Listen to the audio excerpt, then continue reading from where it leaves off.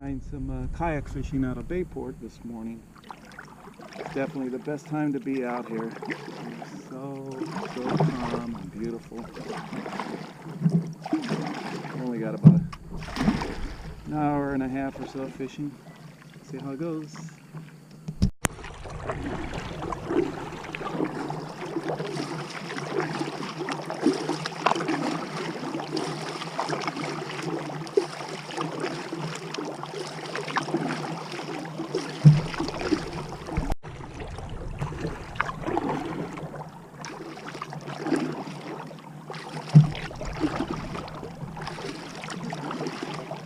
Alright, I'm almost to the spot where I want to go.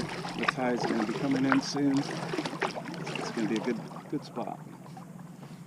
Got a catfish, so I'm just going to let him go. A catfish, but I did catch two small sea trout, so keep trying. Mother of catfish. That's a big one. It was a good fight. I'm just catching catfish. Of catfish. She looks pregnant. Put her back out.